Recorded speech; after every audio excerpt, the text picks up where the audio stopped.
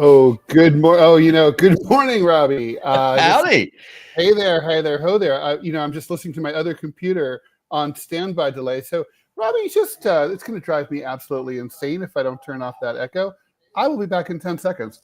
Not a problem. And y'all see it right here, boys and girls. We are here live on the TMI Show, minus the Manila. I am the producer and very inadequate guest host, Let's Robby try West. that again. Over there, that's Ted Rall. He's the expert who's now going to do the intro, I think. Yeah, that would be correct. Here we go. You are tuned into the Ted Manila Information Show. However, today it's the Ted Robby Information Show. Normally TMI for short, but TRI for short, where we give you way too much or way something which starts with an R information. Everything from news, politics, lifestyle, culture, fat diets, what the kids are up to, blah, blah, blah, blah, blah. You know the deal. So we give you stuff you need to know, stuff you don't need to know, stuff that you want to know, and maybe more importantly, stuff you don't want to know. And hopefully we'll have a few laughs along the way. We are here every Monday through Friday at 10 a.m. Eastern Time, 7 a.m. Pacific. Be sure to like and follow the show. Try to subscribe if you're on Rumble, the lower right-hand corner. On YouTube, you can also subscribe and support the show. And today we're going to have financial expert Achilles Lorea, friend of the show. He's going to be joining us to talk about Trump's plans to attempt to reindustrialize America's heartland, where I grew up in Ohio and throughout the Rust Belt, and maybe to also try to bring back America's shipbuilding business. This is an industry that has been gone for many, many decades. We're going to talk about, is it realistic? And if so, what would it look like? What would be the pros and cons? This is an aspect, I'm proud of us talking about this. This was Robby's idea. So Robby, thank you for this topic. I'm proud of us talking about it just simply because it is it's something, one of Trump's many initiatives that sort of mainstream press can be forgiven for letting it slip between the cracks. There's so much other stuff to talk about, and maybe this isn't quite as sexy, but it has some environmental and obviously industrial and economic repercussions that are well worth delving into, and that are not going to be likely to be seen anywhere else. So I always like to talk about stuff that we don't normally do anywhere else. Robby, anything to add before we get into the headlines? If Trump is able to deliver on this one promise, the actual rebuilding of the American middle class, it will revolutionize American politics for a generation, maybe longer. I guess that brings about another question too. Is it possible to revitalize the middle class without reindustrializing? So are those two things necessary? Do they necessarily go together? Well, the answer to that's no. I mean, that's obvious. I mean, look where we've been. Well, I mean, couldn't we get there? Well, we can talk about that later, but we could. Certainly in the post-World War II period, the building up of the modern middle class as we knew it occurred as a result of the industrial base of the country. But it's like now we have we are in a post-industrial economy. We're in a knowledge economy. AI is taking over. I mean, maybe it's possible to redistribute the wealth and income that we have coming in from non-industrial sources in ways that would allow a middle class to prosper again. Obviously, the middle class is besieged in a major way these days. It's dead. But let's move on. Imagine that there were Jaws. Manila has the Jaws. Yep. Manila, by the way, Manila Chan she'll be back next week. She's on vacay. We are at a secret, undisclosed location. No, she's not hanging out with Dick Cheney. She has better taste than that. But she is in a secret, undisclosed location, and therefore we're not going to disclose it. Don't ask. Okay, here we go. Let's get into the headlines. The Trump administration has been holding direct talks with Hamas. Robby, this kind of blew me away. Over the release of U.S. hostages held in Gaza and the possibility of a bigger deal to end the war. The talks held by U.S. Presidential Envoy for Hostage Affairs Adam Boehler are completely unprecedented. The U.S. has never before engaged directly with Hamas because it's officially considered a terrorist organization by the U.S. State Department. The meetings between Boehler and Hamas took place in Doha in Qatar in recent weeks. I know some people call it Qatar, but I prefer Qatar, and other people do call it Qatar. While the Trump administration consulted with Israel about the possibility of engaging with Hamas, Israel learned about aspects of those talks through other channels, one source said. I'm like thinking, wow, Robby, you care to speculate what those other channels might be? Right. Well, I've got some ideas. I mean, look how many people in Congress that AIPAC owns. People talk. I've never been to DC. That hadn't even occurred to me, but that's true. I mean, so that's what I would be thinking is that, hey, Trump is bucking our preferred ally in the Middle East, the only democracy in the Middle East where you get to vote for the either worse or worser genocidal person. So it's kind of like our system. Poison. Yeah, pretty much. They have taken up after us. I was thinking of Jonathan Pollard, the Israeli guy who spied on the United States. The Israelis spy on us. I mean, allies do spy on each other, but the Israelis spy on us. I'm sure that. Well, the Israelis did it to like that Jonathan Pollard dude. I mean, he should have been hung by his nuts till dead because the information that he stole, he turned right around, gave it to Israel, then sold it. So I mean, there's me reading your mail, but then there's me sending your credit card statements to the person that hates you. So there is a difference. There is a difference. It's true. So the talks have been focused in part on trying to get American hostages out. I don't know. I didn't know there still were any. But they've also included discussions of a broader deal to bring back all the remaining hostages and try to reach a long-term truce. Remember, the last one expired on Saturday. There's no deal so far.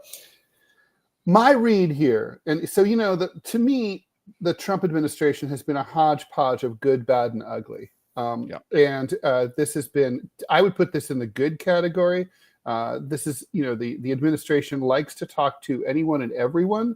And this seems to me like the way I'm reading this, Robby, you tell me what you think. I think this is Trump and the Trump administration writ large not trusting the Israelis. And they know that the Israelis don't want a peace deal. They don't want a long-term ceasefire, much less any kind of like two-state solution. So therefore, they're like, okay, we're not going to involve the Israelis anymore. We're just going to go in and talk directly to Hamas and get a deal done ourselves. Kind of like, to me, this is the same approach. It's analogous to directly approaching Russia, make a deal with Russia, then present it to Ukraine and say, this is the deal. Sign or lose your weapons. This is the deal, Israel. Like, sign or lose your weapons, or in this case, your money also. What do you think? Well, I think that you're right. And I think they really touched on it, in yesterday's show. Trump regards war as a waste. It's a waste of human capital. It's a waste of lives. It's a waste of resources. And the biggest thing that I've seen that's different in the second Trump administration versus the first is that this time around, we actually have people that actually have an America First vision.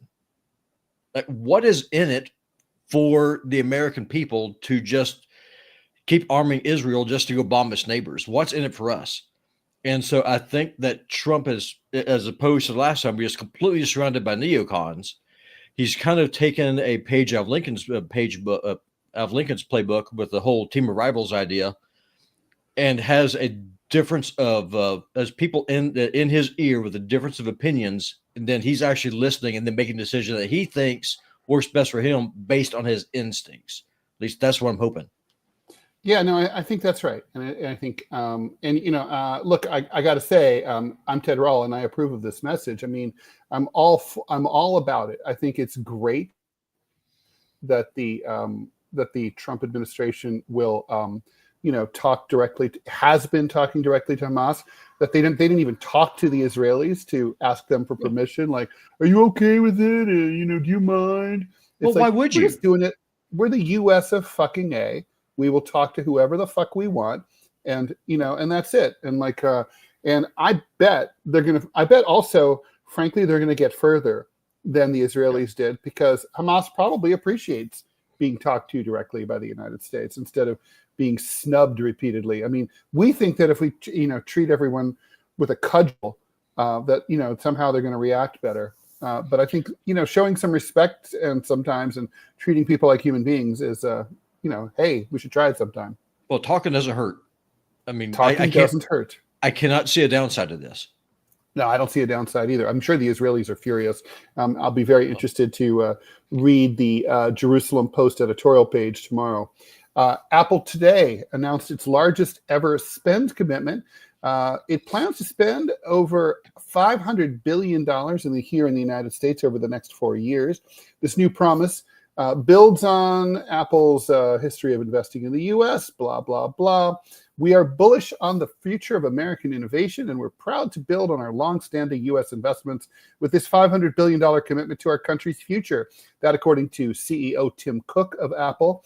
From doubling our advanced manufacturing fund to building advanced technology in Texas, we're thrilled to expand our support for American manufacturing, and we'll keep working with people and companies across this country to help write an extraordinary new chapter in the history of American innovation.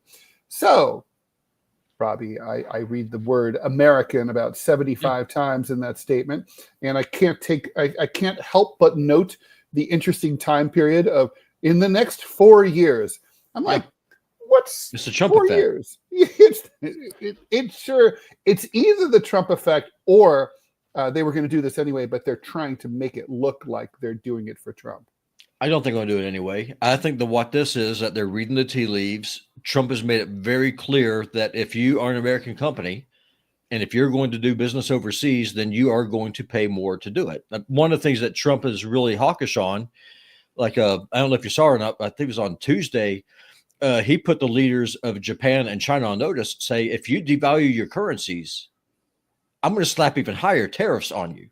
So I think what Trump is trying to do is that he's trying to de-incentivize outsourcing of jobs to start bringing those jobs back. And I know we're going to kind of touch on this on the main topic, but if Trump is able to do this, he will win the populist right and left. If you win the workers, so I don't know if Trump is conscious of class or not. I'm assuming he is. The dude's a billionaire. But if he is, though, he's being very smart about it. He's making a play for the middle, and that's where you win.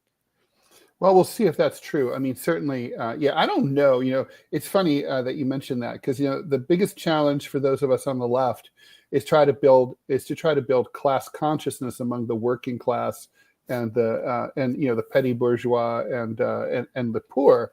But I always think, well, you might not believe in class war, but class war believes in you. And who really believes in class war is the wealthy, because they're waging it and winning it every single day.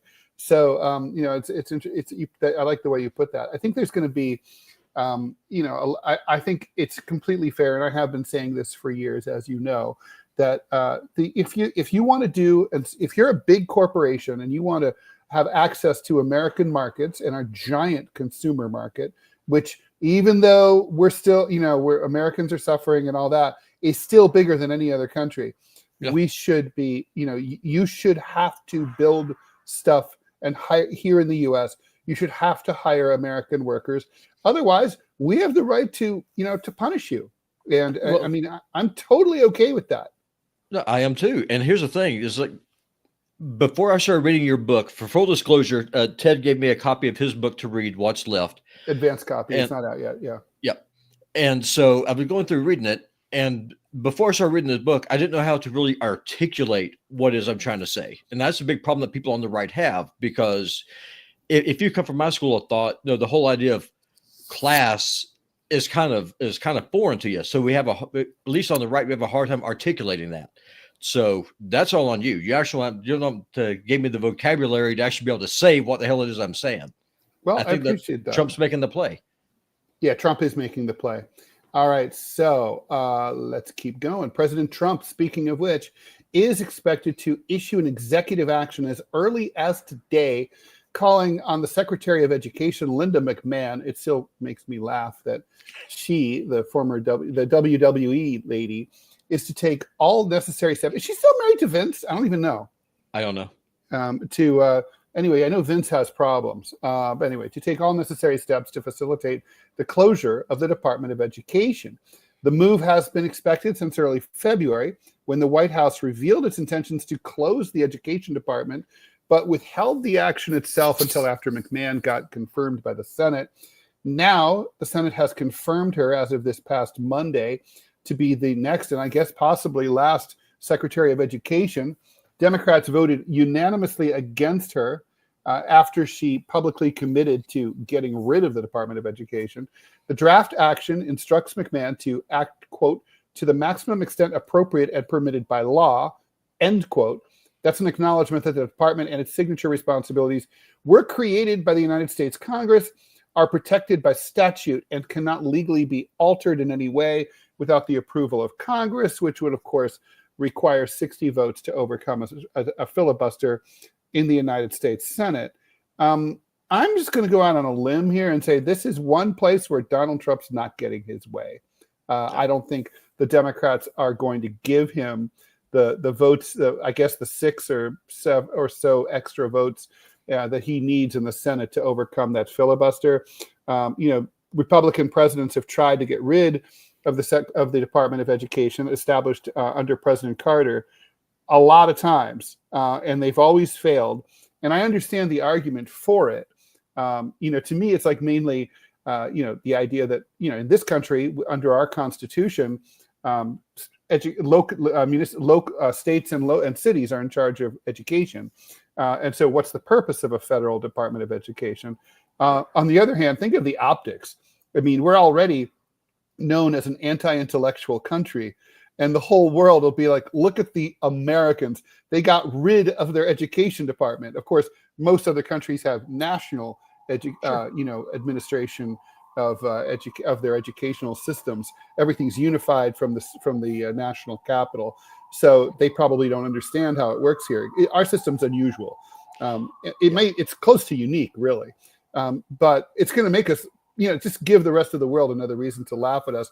I don't think Donald Trump cares, but no, I don't care either. It's but I mean, what do you think about this? I mean, for me, I think I would prefer a federal system of education. I think it would be more efficient than the hodgepodge of local and state control. And I don't think whether you learn about whether you learn about science or whether you learn about evolution should depend on whether you live in like Kansas or whether you live in New Jersey. It shouldn't make any. We should decide whether we're teaching that to you one way or the other for the entire country.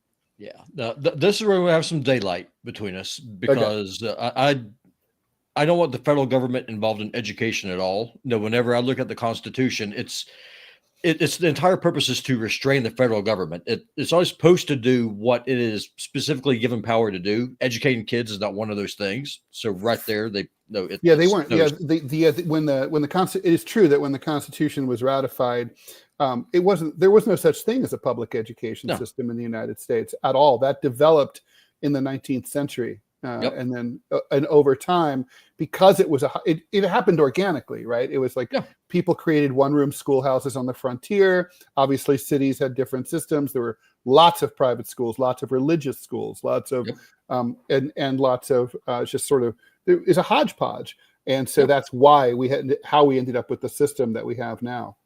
No, and as far as Trump not being able to actually shut down the Department of Education, if you lay off the entire workforce, which Trump can do, then sure, it still exists on paper, but it's effectively dead. Maybe he can. I mean, look, he's got this. That's how I would try to do it. He's got judges, reversing and ordering his cabinet departments to rehire people, right? Just today, the Department of Agriculture was ordered to rehire everyone that Trump wanted to fire.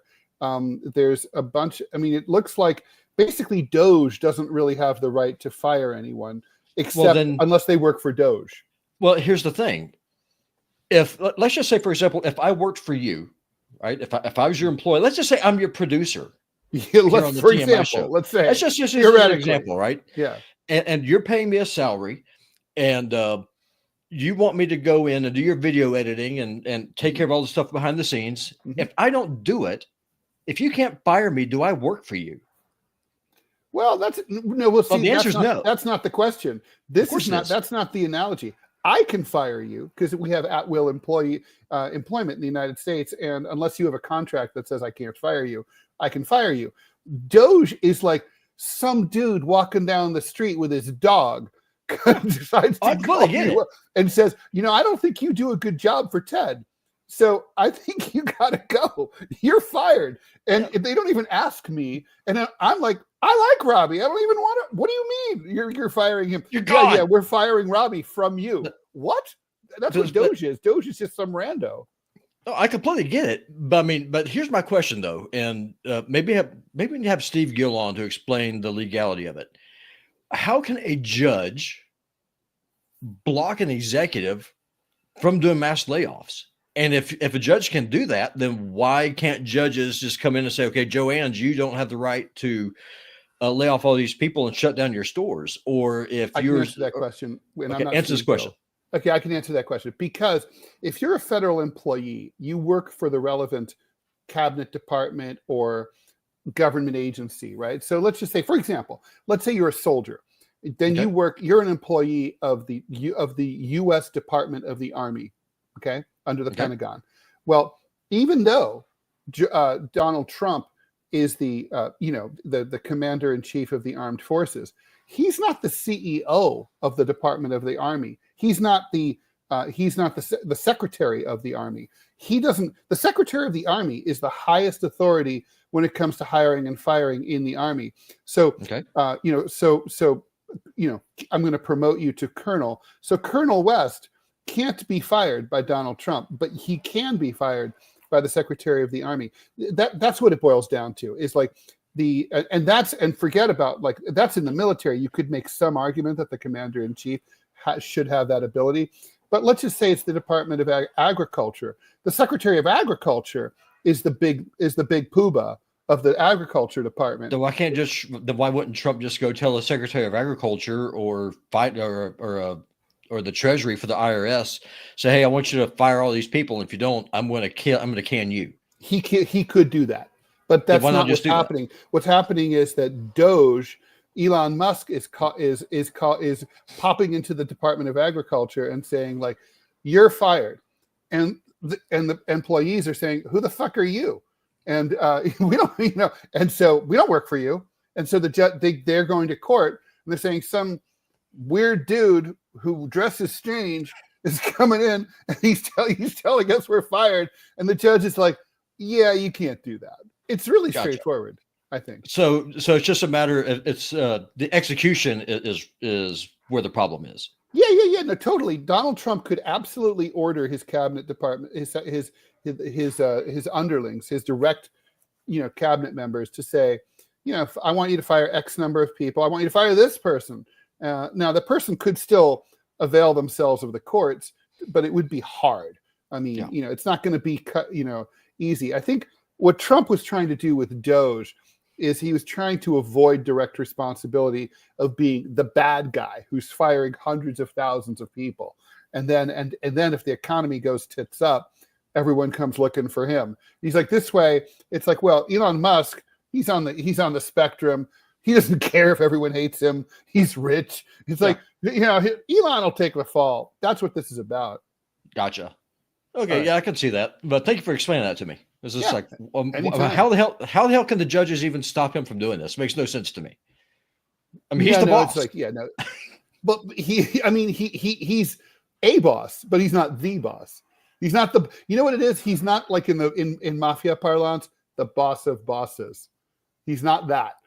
It doesn't work that way. And even the boss of bosses, right? Like, the boss of bosses couldn't call up the head of the Gambino family and say, I want you to whack so-and-so. And they didn't have to do it.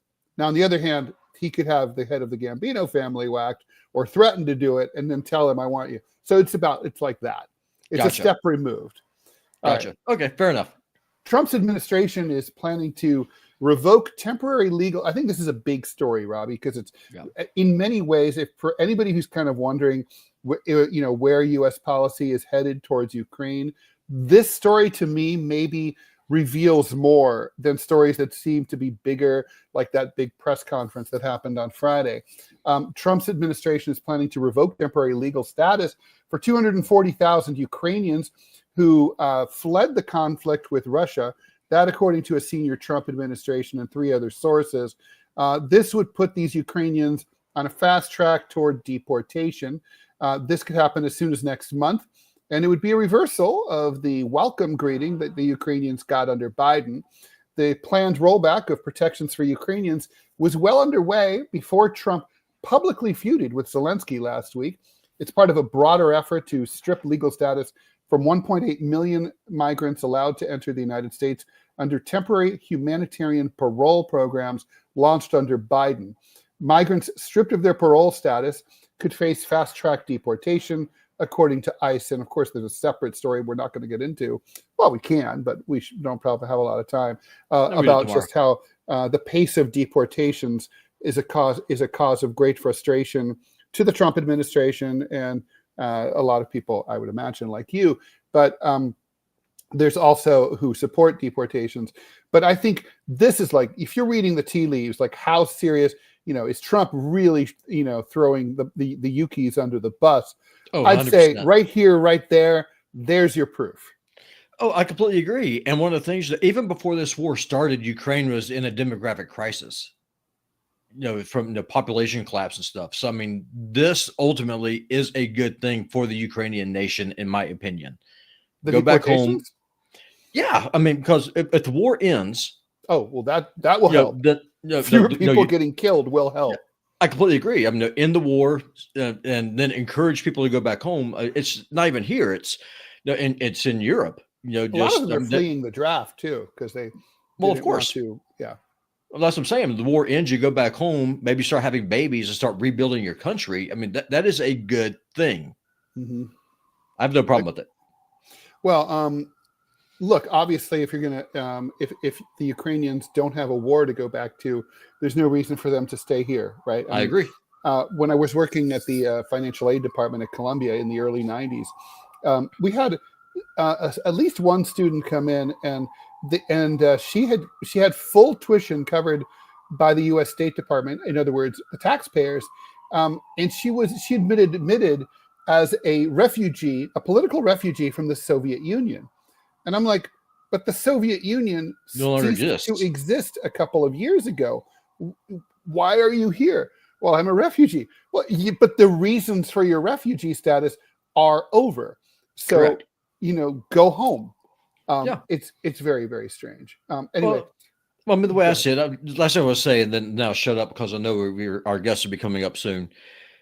I have no sympathy for you if you are in this country as a refugee waving the flag of the nation from which you came from. If you feel that strongly about it, then go back home and rebuild your home. You have agency.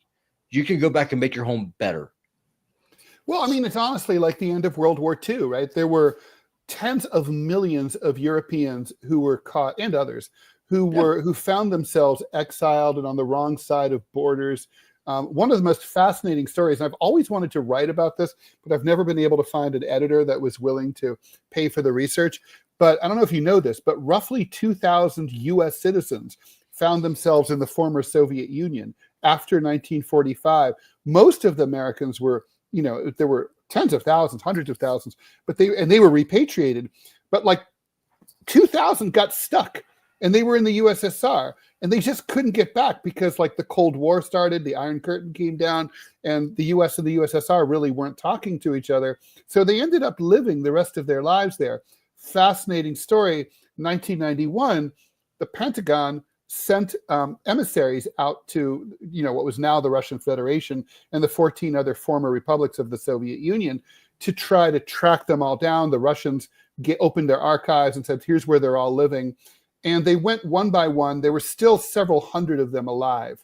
And they had married, they had held jobs. A lot of them had, as you can imagine, had become English teachers and English-Russian translators. Some of them had worked for the FSB, as to teach them, to tutor them about America and whatever. But these were young men, right? They were American soldiers who were 18, 19, 20 years old.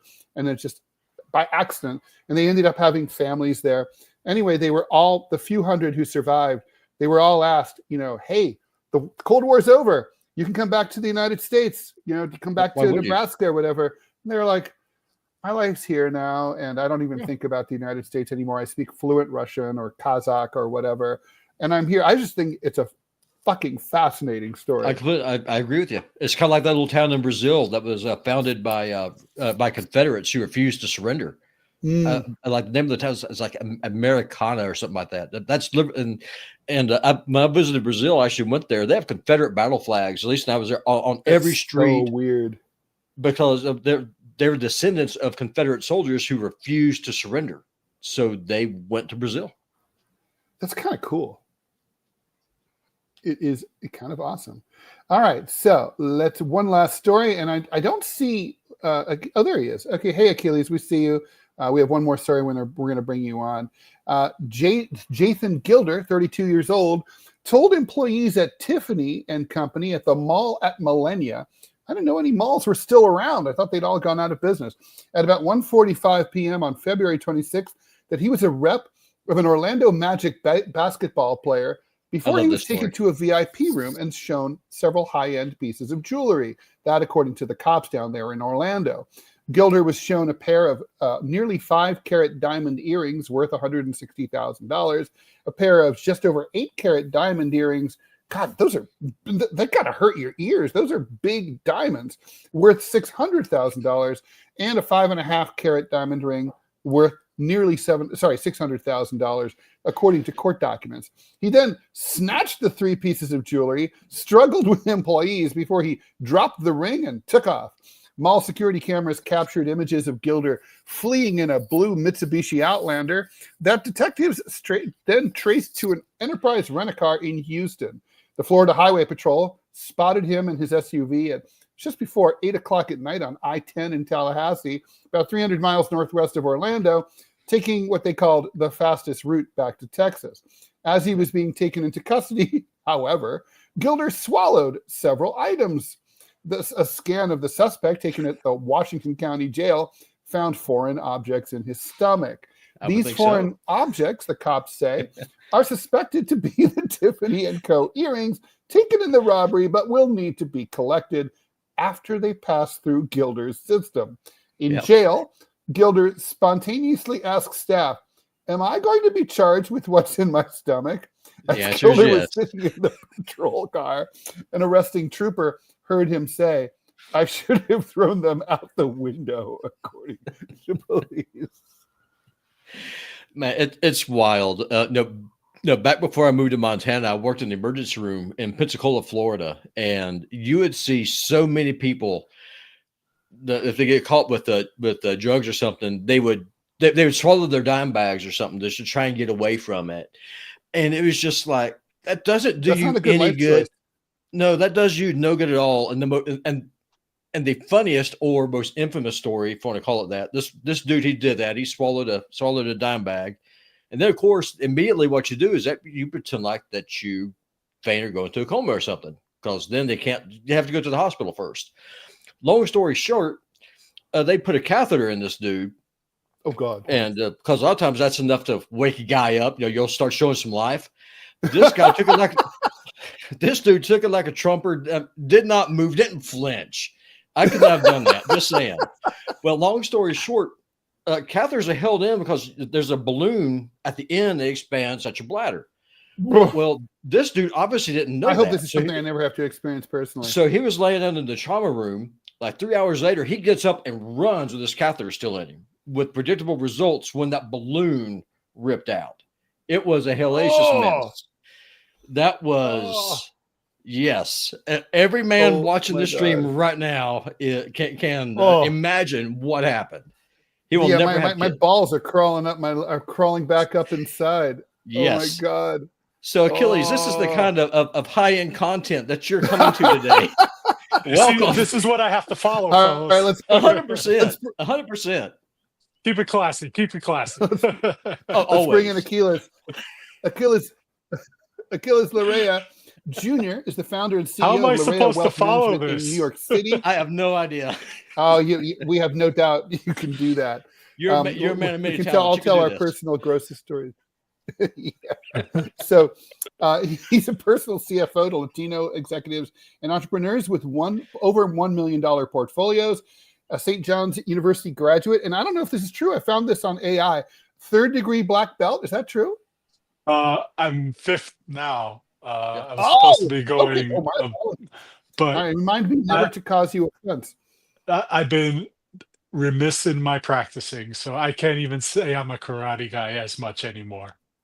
I practice Well, outside in the mornings and do roughly 20 minutes of work, but aside from that, it's I can't even get to the dojo nowadays. It's because I'm so busy with business and what have you. well, it's a good problem to have, but yeah, still, that's extremely impressive. I mean, yeah, I can't even imagine. So, congratulations on that. Maybe you'll get Oh, back to thank you. it. If the economy tanks next year, you'll have maybe more time on your hands. I'm busier when it's worse. Oh, I bet you get a lot of nervous calls from clients, right? Not a lot, but new clients and prospective clients Mm, definitely reach out to you because they've been on the fence for a while or what have you, and they want to talk to an expert or they want to talk to someone who's out there, who's in the trenches. gotcha. Well, let's talk about Donald Trump's. This was Robbie's idea to do this topic, and I really like it. The idea is that Donald Trump has promised to reindustrialize the Rust Belt, where I'm from. I grew up in Dayton, Ohio. It was a well into a six-figure population when I grew up there. Headquarters of regional banks, factories. NCR was headquartered there. Defense Electronics Supply Corporation, Delco Moraine. Every S5 and S10 pickup truck in the world was made in Dayton or in Moraine, Ohio, just outside Dayton. And today, Dayton is a shell of what it used to be. And then that's a very typical problem. And, I would say it's a large part of the reason that Donald Trump is president of the United States, is he was able to go to places like Dayton, where he went often, and look out the window of his car and think, man, this must suck to live here. And people felt seen, and they voted for him. And so he's talking about he talked about bringing coal back. There's really apparently not much appetite for that for a variety of reasons. But he is now talking about reindustrializing the Rust Belt, and also this move with tariffs and tax cuts and deregulation, not to mention the attempt to revive the steel industry, appears to be tied in with this goal that he stated that he wants to revive, of all things, the shipbuilding industry in the United States, which has been long gone and we thought we'd never see again. So, we wanted to ask you, sort of about the pros and cons of this. I mean, Donald Trump, he says a lot of things that he doesn't seem to care much about. And then other things he cares deeply about. And, it's like, so, I mean, I can immediately see, the pros and cons. When I was a kid, and I would go, and I was growing up in Dayton, I developed asthma because the air was so bad from those factories. I remember the Cuyahoga River in Cleveland catching fire, which basically inaugurated the modern environmental movement. And when in the 1980s, so many companies went out of business in Ohio and Michigan that they stopped dumping toxins into Lake Erie. Lake Erie, which had been declared biologically dead by the EPA, there weren't even microbes, came back. Now you can catch big fish there. Nature has revived. So I can see, I could see the I want the jobs back. I want the banks back. I want my former neighbors to be able to afford to send their kids to college again. But I also don't know if I want an AQI of 290 every day like I used to have, and and everybody growing up with asthma, and and all the fish in Lake Erie dying again. So I don't know. I just wanted to get into it with you and see what do you think about this? I think it's very interesting. He says a lot of things, but the truth of the matter is the devil's in the details. You're going to bring back coal, not a great idea. Will pollute even more the environment. And honestly, the thinking in my head is, what are we, back in 50, 60 years ago? I don't understand Mm, this mentality. I think that there are plenty of other industries that could be brought to bear in an area like Dayton and the surrounding areas, where you could make just as much, if not more, money. Now, you don't have to be a rocket scientist, to have, say, whether it be call centers, whether it be AI data storage, things that just make sense in the here and now. We have not had steel in this country. I mean, what was the last? Pittsburgh still has one uh, thing left, one of those factories left. U.S. We haven't Steel. That's the had last that. one. Yeah, we haven't had that for the longest time, and simply because it is much cheaper to produce in other countries. You can't force an industry to bring it back here unless, what are we going to do? Are we going to pay these people slave labor wages? Because that's what you would have to do to really make it work here. All right. There would have to be some sort of industrialized zone of sorts to get away with this. But if you think about it, we're also inviting back not only environmental disasters. I mean, you talk about Lake Erie.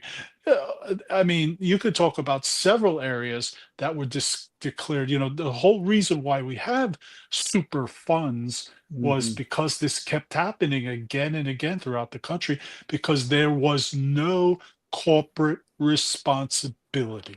All right. The corporations were getting away with it. They're still getting away with it, just as not on a larger scale as they did back in the 50s and 60s, where it was known that a lot of these things could contaminate the water. It could contaminate, you know, your foodstuffs, food supplies. And you mentioned, you know, your asthma. I'm guessing there were plenty of other diseases as a direct result of these corporations being there. Do you really think that that won't happen again, and maybe 3 or 4 times worse, because of the amount of toxins? And you know, before we had a certain amount, you know, let's use the pot example for argument's sake. You know, let's say back in the 60s and 70s, pot had a certain amount of THC in it, right, which is the active ingredient. That's the stuff that gets you high. But can you imagine, you know, the pot now has 3 to 7 times the amount. And now I'm just spitballing here, but you know, you were talking about these companies which haven't been the most responsible of companies to come back in to let that damage happen. It would accelerate, I would say, fivefold, tenfold. And it, instead of ruining the environment in, say, 3 years, we're talking maybe one, you know, where you're starting to see the all these adverse effects on people. And then, you know, what are you going to do from there? Oh, I'm sorry, we knew about it, but, you know, which was the case. Most of these companies knew, you know, it's kind of like cigarettes. They know it was toxic. You know, they knew it caused cancer. They knew that there were plenty of adverse effects from smoking, yet they still function. And once they got you hooked, you were in there, you know, and to the day, that is still the case. And I don't have anything against that. If that's your thing, I'm not going to tell you, don't smoke. All right. But so long as you know the risk that you run by doing so, then, you know, that's on you. So I see these companies, I see, you know, shipbuilding, that's super interesting to me. I was like, okay, so we're going to build a shipyard here, you know, in Dayton, for argument's sake. And Well, we're it going to won't bring be in that, Dayton. It'll be in Baltimore, let's say. right. Right. Okay, let's say Or Baltimore. Norfolk. All right. Where traditionally those industries were housed, if I remember correctly. And you're going to build your ships there, but how much are you going to pay these people? You know, if we go do it somewhere else in the world, we can get it for a third of the price. Well, I That think the is argument still the would be, case. and I can really argue this both ways as I set it up, right?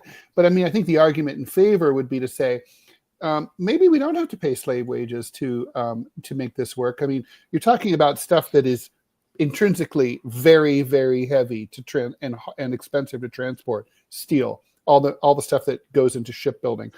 So if you made steel here, and you hire American workers to make the steel, you hire American workers to truck the steel or railroad it, through intermodal transport, to shipbuilding facilities. I mean, it seems to me like it could be, it could be, you wouldn't necessarily have to pay, low wages, because there's economies to be made because it's already here, right? I mean, so I don't know. I can see how it could work. Been here for a very long time, and I don't see how economically this is going to be a viable thing. Mm-hmm. You're talking about major components for a huge endeavor. I get Yeah. that we could conceivably do it here. I don't think it would be to the company, whoever's manufacturing it. It's not going to be to their benefit, because really, how much are they going to get back as far as their investment is concerned? It does feel very 20th century, right? It's like, instead of like going with the way things are and adapting to that, it's like, let's go back to the way things were. Ted, look at China right now, right? China is no longer the big boy when it comes to the clothing, the industrial industries. That's happening now. That's going to Mexico right now. It's cheaper to produce those goods there. So, and then on top of that, China has a huge problem that there's not going to be enough of a population to fund the retirements of the elderly in that country. Everybody went through World War II. And if we look at just the population segments of the elderly, you would need 2 to 3 more times population in order to fund that pension scheme going forward. And they just don't have it. Real estate, another area in China that just, can't be supported by the numbers out there right now. We see a little of that here, but I'm not sure, to me, this is just sounding a little bit more like a gimmick, another Trump gimmick. This doesn't, I don't care what you think of the guy. I think you got to have ideas, of course, but I think these are not the ones that will carry us in to the next century, which is what I believe that he should be doing. Here's the view from Middle America where I am. I'm in the part of the country that everyone always forgets. The tone on the street here, and I guarantee you this is going to be the same whether you're in Montana or in Ohio or Kentucky or Illinois. Pick your flyover state. The tone on the street here is that inflation goes up 2 to 4% every year. Our wages are shrinking because the wages aren't keeping up. So then it becomes a struggle. You can forget about buying a car. You can forget about ever buying a house. It's never going to happen. I will never own a home. That's just, it is impossible unless something just drastically changes. It's never going to happen for me. And there's millions of people who are like that. And so they see, all the talk going on about this 21st century economy. But the problem is that the American middle class is being destroyed in the process by it. At least that's how it feels. Like, right now, my wife and I, we're going over looking at our budgets. Like, okay, so with the price of food, rent goes up every year. I simply do not care about what the economy is going to look like 10 years from now. I care about right now. Where that's Trump's powers. Like, I hear you, I see you. Wall Street has forgotten you. The political class, Republican and Democrat alike, not only do they not listen to you, they actively hate you. That's the feeling on the street. And so whenever Trump comes out and says, I'm going to rack up these tariffs to make it so much more expensive for companies to outsource those jobs, like to your point, to foreign workers because it's cheaper. That way I can bring these industries back and start bringing high paying jobs where you could actually, buy a car or be able to invest in the stock market or be able to actually start building a life. And so, like to Ted's point about the environment, I'm in Montana. It's beautiful here. You can't eat the scenery. And so that's what people are looking at. It's like on the Crow Indian Reservation. When the coal mine there got shut down, the unemployment rate there is about 80% now. It's insane. And so people in the middle of the country, like, we hear what the analysts are saying. We don't care because we cannot afford to live. And if Trump is able to deliver on some of this stuff, I promise both of you is that Trump will win the midterms, and his MAGA faction, love it or hate it, will become a force that cannot be stopped because Trump will capture that working class anger and build on it. Where am I going wrong on this? I don't think you're going wrong on any of this. You see it firsthand. I see it here in New York City. I mean, the have and have nots, there's a big disparity that will continue to grow. And you know who the biggest culprit in this? Corporations, because Yeah. wage stagflation is at all-time highs. We've seen that they are not keeping up. They're showing it's a mixed message because you're seeing they're showing record profits. They're paying Yeah. their CEOs X amount of money, and this in turn is showing middle America that, like you said, the companies, we don't care about you. Wall Street doesn't care about you. You know, the answer is not easy. The answer is actually begins on the grassroots level, in my opinion, from the local congressperson there. You know, I'll give you an example. In New York City, you have congressmen here who are still going out to the food banks here, who are still in touch with the people, you know, like her or not, AOC, right? Uh, she is in Elmhurst, Queens. She is in Queens in general and the Bronx all the time.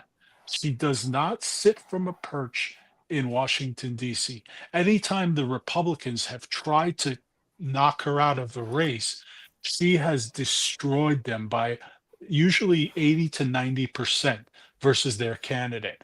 All right. Why? Because she understands, and she talked about it a little bit. I saw on social media the other day, she was talking about this thing where if your prices keep going up, and that with the tariffs, to me, make this move on the tariff unconscionable. It doesn't make sense to me.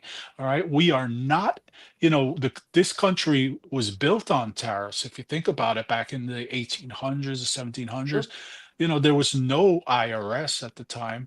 But at the same time, we are not in the same world. You would be dragging us back 100 years to a place where kids were still working, all right, 9 to 5 or 12 hours in the factory, severed hands, fires occurring in factories with no payments going out to families.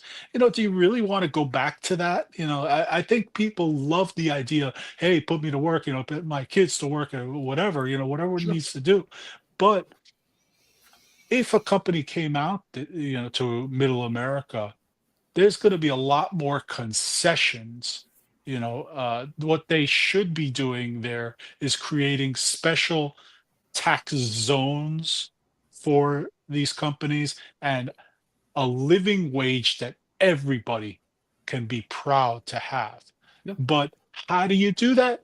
Like I said, you create a special tax zone, you create a special industrial zone that benefits the companies. But in turn, you got to have an agreement and say, hey, we're giving you all these breaks, we're giving you all these things, but you have to hire local people, for X percentage of your workforce. I mean, Mhm. I don't want to see people coming in from New York. And I don't X want to see number people. of them.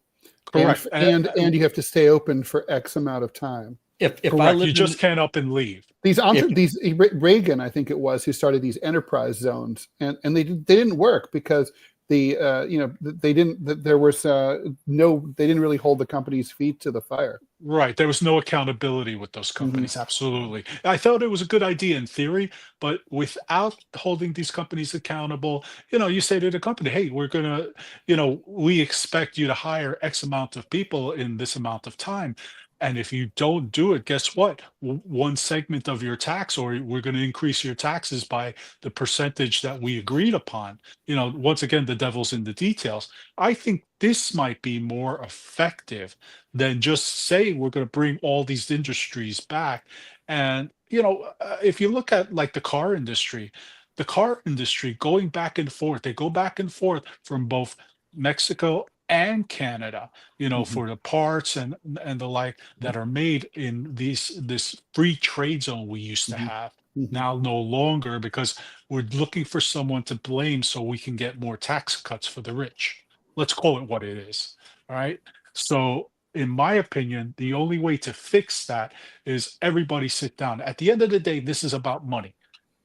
Sure. Sit down. Let's Always. talk about it. Let's create a special agreement between Mexico, the United States, and Canada that everybody benefits. So that way, middle Canada benefits. Blue collar workers benefit more than anything. You know what? Blue collar built this country and built many countries.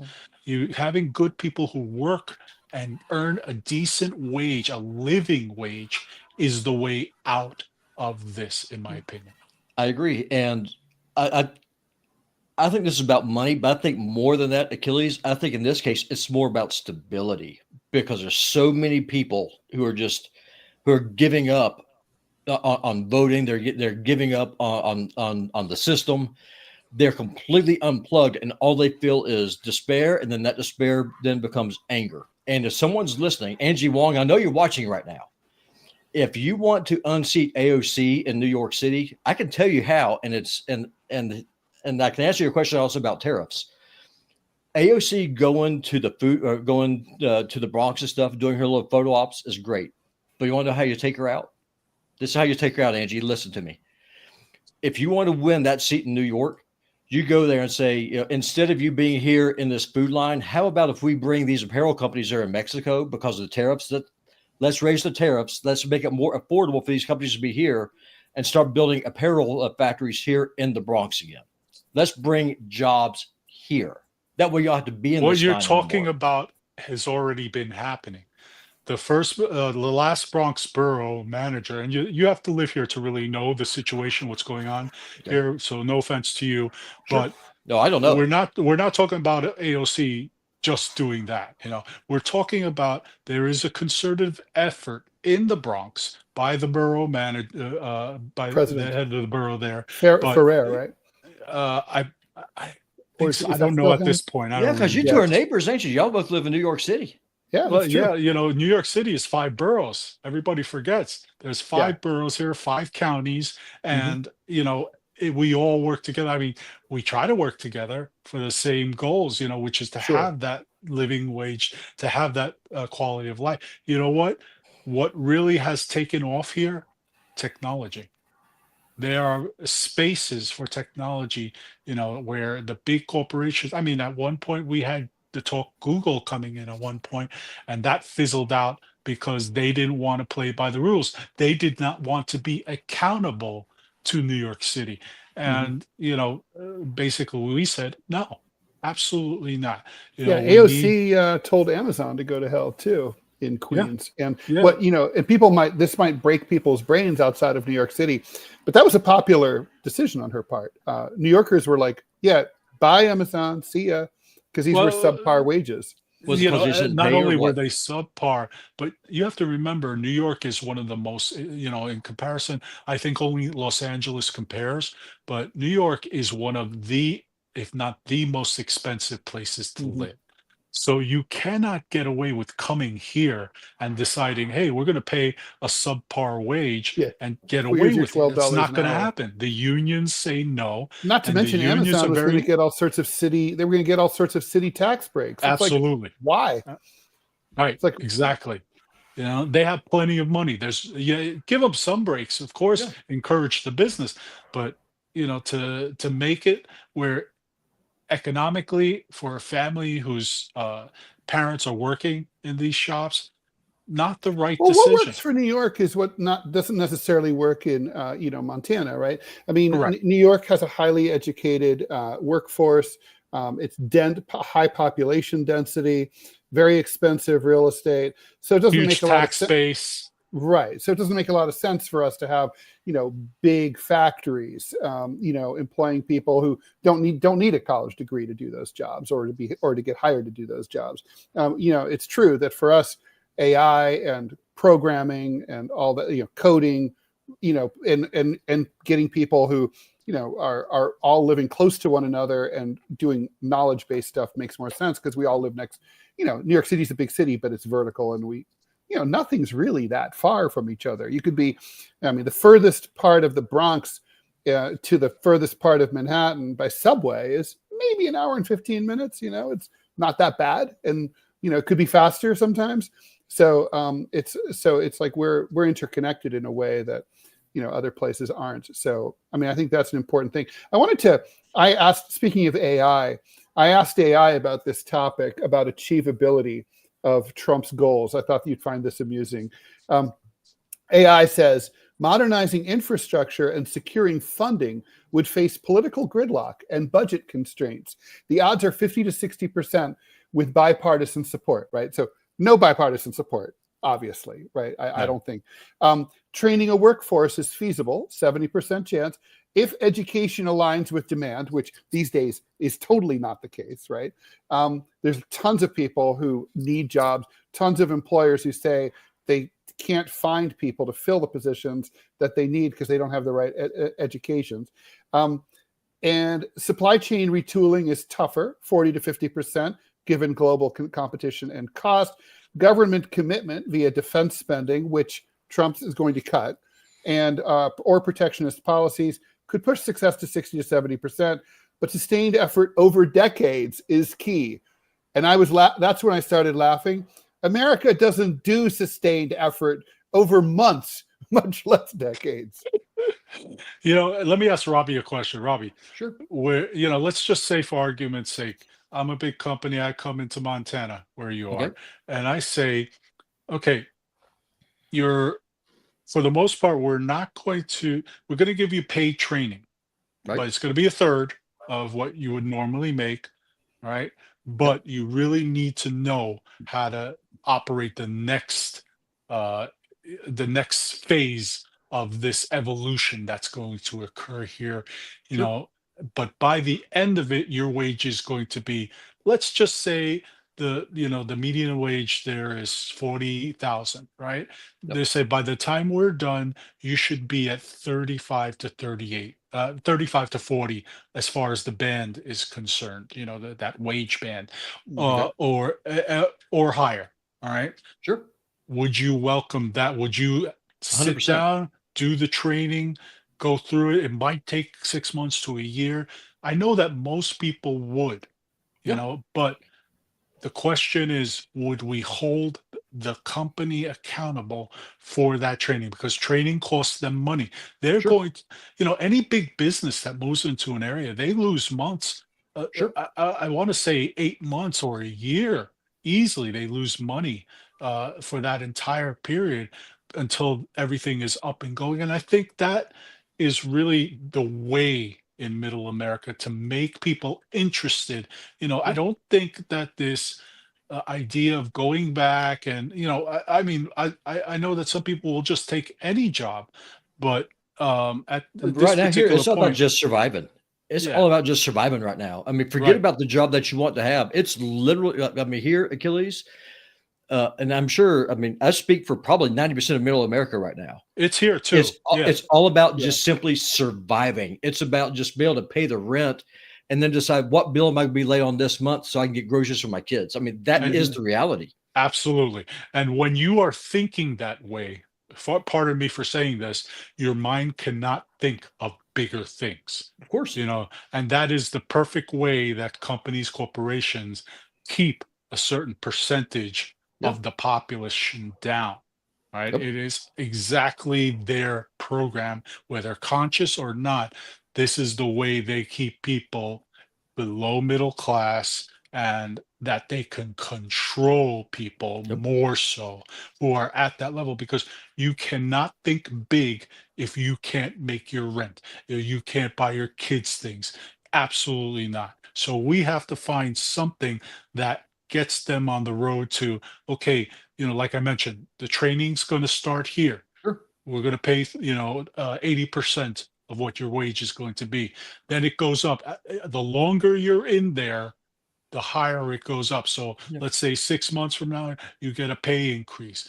6 months after you get, and then all of a sudden you're at 100%. So the next thing you know, instead of 40,000, you're closer to 50,000. Do you want me to tell you why that would never happen? Please. H-1B visas. It is cheaper for companies, and this is one of the reasons why people on the right, like me, absolutely hate them. And I'm sure there's a lot of bleed over on the left too, because there is no incentive for companies like what you're talking about to come in and start training people, investing in that human capital, build that workforce domestically. If you can hire a foreigner that already is trained for 60%, and they're already able to bring that full load in. So Right. that's the daylight between me and Trump. Like I'm a MAGA conservative. I'm not a Republican. I hate the Republican Party. I despise them because, I mean, they made it very clear they're not for me.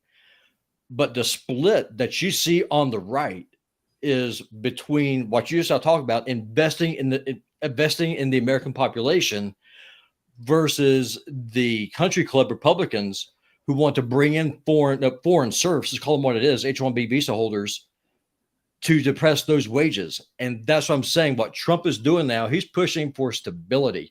I think that if he's able to win the working class and say, listen, I'm fighting for you, and these asshole Republicans and Democrats are the ones who are actively screwing you, they're voting against what I'm trying to do, he will win the midterms. And to borrow a Trumpism, he will win bigly, because this is about building I don't disagree. I don't disagree. I think when you appeal to a large segment of the population that's suffering, that's going through this, and that the corporations are not on board with, like you said, having these visas, well, they're incentivized not to, redacted, and the like. But here's the thing: at some point, we have to get on board with getting some people aboard. I agree. Domestically.